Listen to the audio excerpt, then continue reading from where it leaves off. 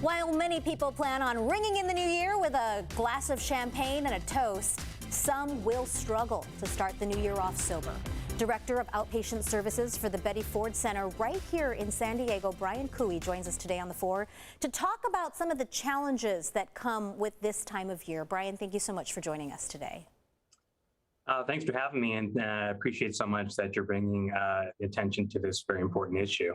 You know, we saw the video, people having fun. It's the holiday season. People feel like they should be allowed to get out there and let loose, but really it is a struggle. And talk about why this time of year is a big struggle for those who are trying to stay sober. Yeah, for some people, it's a time of celebration. It's a time to go out and sort of let loose, relative to how we spent our last year. But for others, it can be a difficult time if they're struggling with substance use issues. It can be challenging for them if they don't have family or if they're alone. And so that can lead to some real problems for other people. And this holiday season may not be something that they celebrate. It could be something that makes them feel isolated and can increase the problems that they're already experiencing. We understand why New Year's Eve is difficult for people trying to stay sober. And I think you and I were discussing the pandemic has just made things even worse. The feelings of isolation, feelings of loneliness, and just the stress. I mean, we've been, it's almost going to be 2 years now. Before people go out and have a good time, because it doesn't mean that you can't have a good time while staying sober, what is your advice on people to have a game plan? You really need a game plan.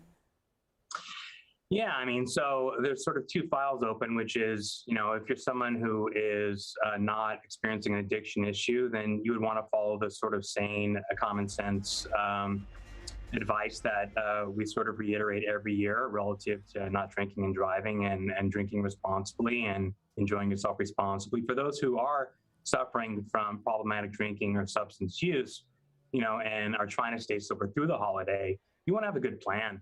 If you're going to an event where alcohol or drugs are served, you want to know what's going to be in your hand instead of alcohol. Is it a Diet Coke? You want to know what you're going to say to people who offer you things. And you want to have a plan that has a lot of details, because plans that have details will happen and vague plans won't. And so it's just about managing that risk and making sure you know ahead of time how to get through the holidays without, ending up making your problem worse. Be prepared and surround yourself with people who are going to support you. I think that's really important. Let's talk about this sad statistic. There were record overdose deaths in 2021. What can be done to lower that number? Well, I think the important thing to keep 2022 from being like 2021 is to provide more access to care. We've had 2 years of people who have circumvented the normal ways that we would identify a problem for them. They don't go to their doctor's visits. They've skipped regular physicals. They haven't been in contact with family. And so for 2 years, their problem has escalated and gotten much worse. What we really need to do is make sure that, people now are going to get the care that they need, that they get referred for assessments and treatment and care. It's widely available.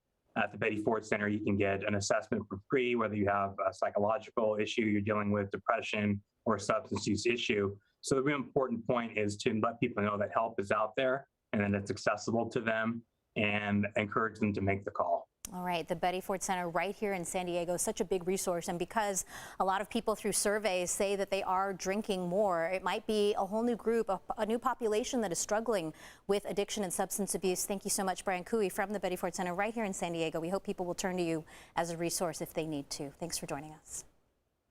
Thank you.